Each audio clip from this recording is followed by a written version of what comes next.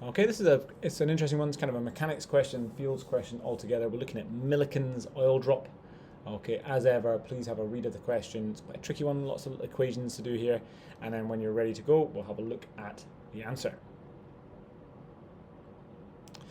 Okay, so let's have a look at the problem. We've got Millikan's oil drop, and hopefully you're aware what this is about is balancing, or not, in this case, forces of gravity and the electrostatic force between two parallel plates. So we've got two oil drops, and we're comparing their charge, their radius, etc. Let's take the first one. Okay, so the first one, we're told it's stationary. And what that means is that the two forces acting on it, Fe, the electric force, and G, the gravitational force, are balanced. Now, what this means is we've got a resultant force of 0. Now, what I've said here is that the electric force must be up and the gravitational force must be down, and so therefore Fe take Fg is equal to 0. Now, from that, we can do a little bit of working out. We know that the electric force is equal to the gravitational force. In other words, QE is equal to mg. Why are we doing this? Well, we're going to get some information about the charge and the radius.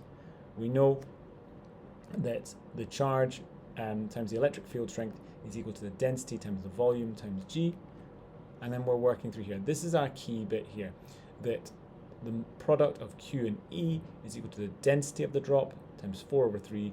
I've missed a pi here, my apologies, it doesn't matter too much here, r cubed times g. Now, we're going to do the same idea for the second drop, and I've just put a dash to indicate we're thinking about the second drop here. Now in this case, we don't know what the resultant force is. We want to know if it's stationary. If it's stationary, then this F dash will be 0. If it moves with constant velocity, then again F dash will be 0. However, if it accelerates upwards or downwards, we're going to get a positive or a negative number, and that will tell us what the answer is. So we're just going to do the same thing. Q dash E is equal to the density of the drop times 4/3 pi again, my apologies, it's gone. R dash cubed times G is equal to F dash. We're just doing exactly the same analysis here, okay? But this time we're going to compare it. We know that our R dash is twice of R, and we know that the charge is twice as well. That comes from this bit here. We can then remember to do a bit of cubing. Okay, so here we've got 2r cubed. That's going to give me an 8 times r cubed. In other words, we're left with this idea that 2QE is equal to minus 8 rho 4/3 r cubed times g is equal to F dash. As I said before, lots of equations here. If you pause it and just take your time through it, you will find this makes sense in terms of our force balances.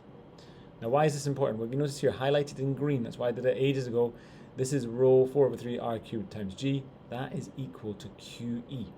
So I can substitute QE here to make that a little bit neater, and what we're going to end up with 2QE take away 8QE is equal to F dash, or minus 6QE is equal to F dash. What this says is that my force here has got a negative value. Now if that is negative, what that means is that this object is going to accelerate downwards. Now where that comes from is because we defined right at the beginning that gravity, which acts downwards, is negative, so anything down is going to be negative, anything up is going to be positive, and that's why we will accelerate downwards. I appreciate there's a lot going on here, there's a lot of things here which could be a bit confusing, lots of equations. As you'll find in our IB questions, there's a real variation in terms of the difficulty levels. Please do let me know if there's anything unclear here, and I'll try and clear it up in the comments. Thanks, folks.